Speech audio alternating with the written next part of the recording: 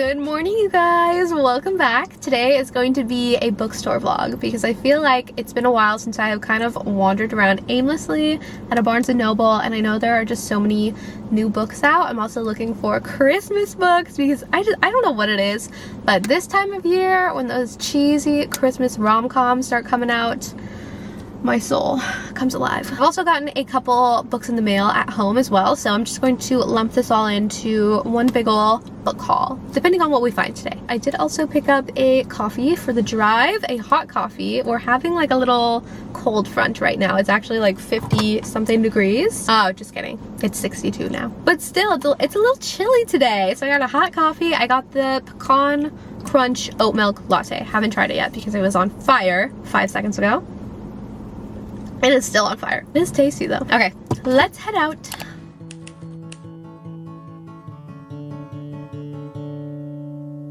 Cold enough to make you shiver, but not cold enough to snow. Cold enough to know it's winter, perfect time to say our first hello.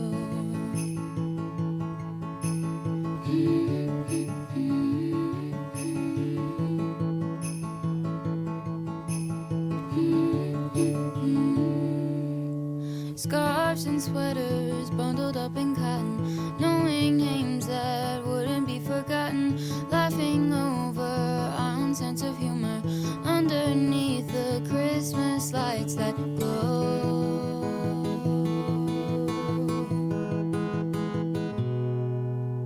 I'm glad I got to know you better.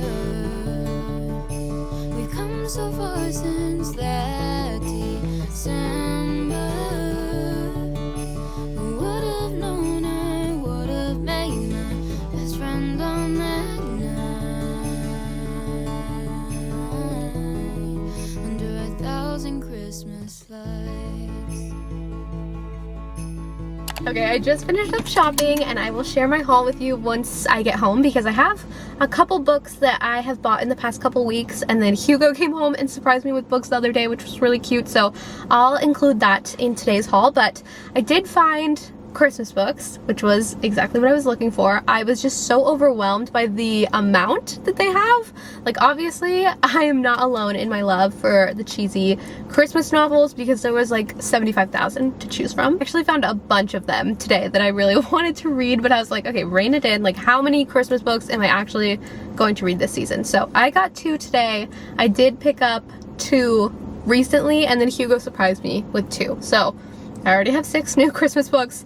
I don't need any more. But overall, I feel like I did such a good job shopping today. Like, everything that I picked up is something that I have wanted to read for a while or was like already looking for. And I have been really good about not buying hardcovers recently. I'm like on a hardcover ban unless it's like an author that I love and I know it's going to be on my shelf for a long time. I just get so caught up with all of like the new release hardcovers, like when you first walk into Barnes & Noble and there's like all of the new stuff right there. I'm like, oh, this sounds so good, this cover is so cute. Like, I get caught up and excited and I want to buy them, and then I'm like, why did I just spend $30 on this book that I will probably not read again, and half the time I don't really end up loving? So I'm trying really hard not to buy hardcovers right now. Like, I am waiting for the paperback release, which, why is that so long? And also, another thing, have paperbacks always been $17? Why do I feel like that's extreme? That was another reason I had to really rein it in today. I was like, geez, Louise, it is getting pricey to be a book lover right now. Maybe I should have gone to half price. I'm gonna head home and then I will share my haul.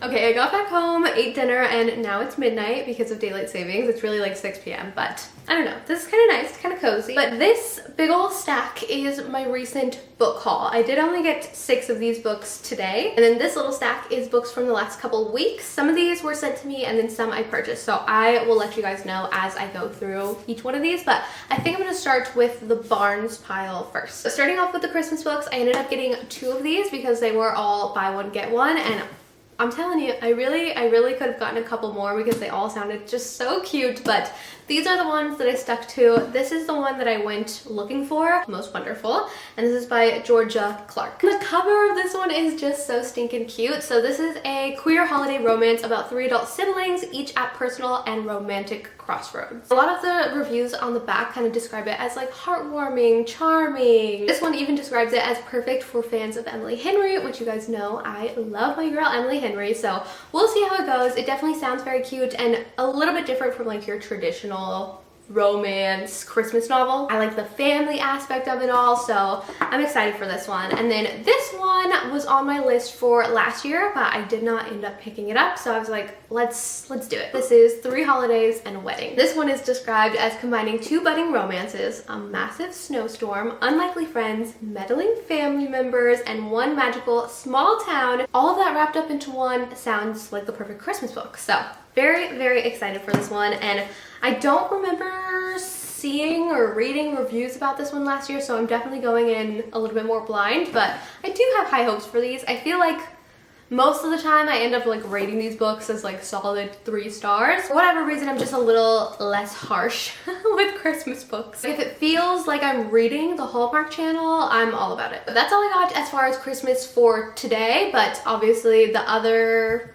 couple books here are mostly Christmas. This one has been on my list for a while. This is Talking at Night by Claire Daverly, and this one just sounds so good. So this is the story of Will and Rosie. 2 of them are opposites in every way, and yet they fall for each other. 90s music, sideways glances, sunsets and bonfires, and talking late into the night. Until one day, tragedy strikes and any possibility of being together seems to shatter. But time and time again, Rosie and Will will find their way back to one another. So the years pass, they cannot let go of what might have been. So it sounds like a second chance romance. I always love those books where the 2 characters just kind of seem magnetic. Like there is just something in the universe wanting them to be together, but for whatever reason, they cannot get it right, or the timing is always a little bit off. I don't know. I eat those books up, so I am very excited for this one. Another one that has been on my list for a while, ever since I read The Guest by Emma Cline. I've been wanting to read a little bit more from her. So this is The Girls, and I like this cover as well. This one takes place in Northern California at the end of the 1960s. Main character Evie sees a group of girls in the park and is immediately struck by their freedom, their careless dress, and their dangerous aura of abandon. Soon, Evie is in thrall to Susan, a mesmerizing older girl, and drawn into the circle of a soon-to-be infamous cult. As these 2 spend more and more time together and her obsession with Susan intensifies, Evie does not realize she is coming closer and closer to unthinkable violence and to that moment in a girl's life when everything can go horribly wrong. So this sounds great. Already we have a nice mix of vibes going on here. We have a little bit of Christmas romance, cults. This next one I've also had my eye on for a little while, and it's one that I've picked up numerous times and then put back down on the shelf for whatever reason. So today I was like, let's just go for it. In this one, our main character is Astrid. She's mid-list and freshly canceled. When she meets actress and influencer Kat Gold, she wants to adopt Astrid's previous novel for TV, meaning that Astrid finally has a chance to resurrect her dying career. But the pressure causes her worst vice to rear its head, a blend of amphetamines, alcohol, and cigarettes that causes blackouts and a disturbing series of events. So I genuinely have no idea what to expect with this one, but messy main characters is another thing that I love. And then this is the last book that I picked up today. This is the only one that I picked up that I didn't know anything about beforehand. The cover just caught my eye. It's called Clickbait by Holly Baxter. What made me leave with this one was that somebody described it as Bridget Jones meets Fleabag at a Manhattan tabloid. And that sounds right up my alley. So the main character here, Natasha, has screwed up big time. She's in New York at 35, divorced from a kind man that she loved, and she finds herself demoted to the bottom of the media food chain, a junior reporter at a clickbait factory. So think like BuzzFeed. Things begin to pick up though when her ex-boyfriend moves back to New York and accepts her offer of a spare bedroom in her boxy apartment. This arrangement is strictly platonic, of course, but Natasha can't help but wonder if he might be the solution to all of her problems. As Natasha's obsession with Zach grows and her involvement in increasingly dystopian journalism deepens, her worlds threaten to collide in the most cataclysmic, extremely public way. So moving on to the next stack, this is almost all Christmas or like winter related. These 3 were sent to me by Atria publishing house, and then these two are ARC copies. This one is currently out. This is Christmas is All Around by Martha, oh my god, I'm dropping this, Martha Waters. And they actually sent me 2 of these on accident, so I would love to give it to one of you guys if any of you want it. So just leave a comment with like your favorite Christmas book or Christmas movie down below, and I will choose one of you to send it to at random. In this book, the main character Charlotte hates the holidays because she's a former child actress that starred in a big holiday movie, and her fans just will not let her move on from the role. In a piece revealing that her reluctant nixed plans for a reboot, she flees to London to spend the next 5-week countdown to the holidays with her sister. But Ghost of Christmas Past follow her there, and she ends up at Eden Priority, a filming location for the movie. After being recognized by a fan while viewing the extraordinary holiday decorations, she's accidentally left behind, forcing her to accept a ride back to London with Graham, the son of the owners. And Graham's family business relies on holiday cheer, and Graham knows that having a holiday star could boost its profile. As Charlotte's chaotic family holiday goes awry, she begins spending more time in scouting locations with Graham. She may not love a Christmas romance, but what if she has one of her own? Okay, I know that description was a little bit lengthy, a lot to digest right there, but it sounds very cute. Big Hallmark Channel vibes, trying to save a family business. And these two are the ARCs. This one is The Lodge. It comes out in January 7th, and this one sounds so cute. This is the one I'm most excited for. This is Any Trope But You, and this actually comes out in April. Both are giving like a very wintry romance sort of vibe. This one is about a ghostwriter that's staying at a penthouse in a luxurious resort in Vermont. There, she's working on crafting this story, but she also has time for fun at the glamorous resort, and that is when she begins ski lessons with a handsome instructor named Tyler. And these two obviously end up falling for each other on the slopes. And this one is about a best-selling romance author that does not believe in happily ever afters. Not for herself, not for her readers, and not even for her characters for whom she secretly writes alternative endings. When her happily never after document is hacked and released to the public, she finds herself cancelled by readers. Fast forward, and she ends up meeting this doctor who doesn't have any room in his life for another person he could lose. Long snowy nights and one unlikely trope after another draw these two together. They'll each have to learn to overcome their fears and set aside their assumptions, or risk becoming a happily never after story themselves. I just feel like this sounds so cute. Next up, you already know I had to pick up the newest Jenny Bayliss book. She is so great when it comes to Christmas books. She's one of my favorite Christmas book authors. My favorites from her are 12 Dates of Christmas, and I think it's called The Season of Second Chances. So this one is her newest. I didn't even have to read the description. I just add to cart. The description starts off as Christmas can officially get stuffed because Harriet Smith is not feeling bright and merry this year. She hasn't for a while. So when her daughter opts for New York's winter wonderland instead of spending Christmas at home, Harriet finds herself seeking solace and starting off with a wine-soaked one-night stand.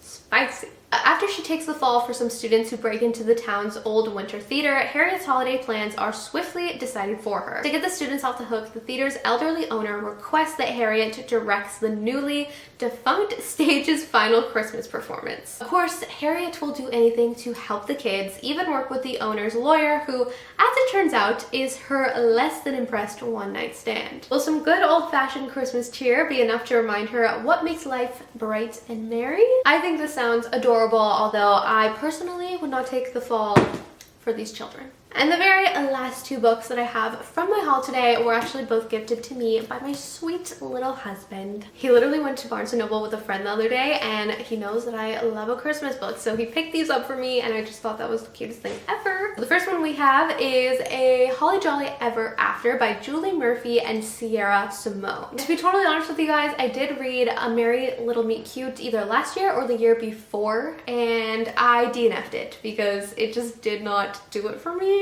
Like partly the writing, but also just like the plot itself. I was not interested in that. Honestly, the description of this book was cracking me up because I know Hugo did not actually like read any of these. He just looked at them and was like, oh yeah, these are cute covers that she would enjoy. This one it's just so funny for him to pick out. After the main character's one-off old sex tape is leaked and quickly goes viral, he decides he's ready to step back into the spotlight. as one does. Now, Callum meets Winnie on the set of a Sexy Santa biopic for the Hope Channel. With a decade-old Hollywood history between them, Winnie and Callum are both feeling hesitant about their new situation as co-stars. But suddenly, Callum's teenage crush on Winnie is bubbling to the surface, and Winnie might be catching feelings herself. This one does sound very similar to the book that I did DNF by them, so I'm honestly not sure if I'm going to like this one, but I will be giving it a go. Our very last book is The Christmas Wish by Lindsay Kelk.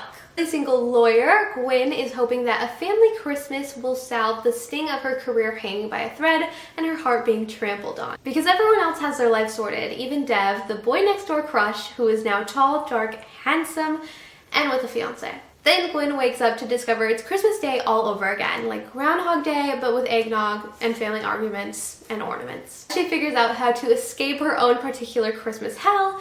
Dev is the one bright spot. Might be all grown up, but underneath he's just as kind and funny as she remembers. But how do you fall in love with someone who can't remember you from one day to the next? So I am definitely intrigued in this one. It does sound cute, but I will say I don't normally love like cheating plot lines, and I don't know if that is in this book, but with the main character, boy next door crush guy, having a fiance, we'll just see what happens. So that is my book haul. Let me know if you guys have read any of these books and what you thought about them. Also, let me know if you guys are interested in, hold on, where is it? If you're interested in receiving my extra copy of Christmas All Around, leave a little comment down below. You can give me like your favorite Christmas book or Christmas movie, what have you, and I'll choose one of you to send this out to. Thank you guys for hanging out with me at the bookstore today. I hope that you enjoyed today's very Christmassy haul. I will be doing a Christmas book reading vlog very soon, so stay tuned for that, but I will see you guys very, very soon. Bye!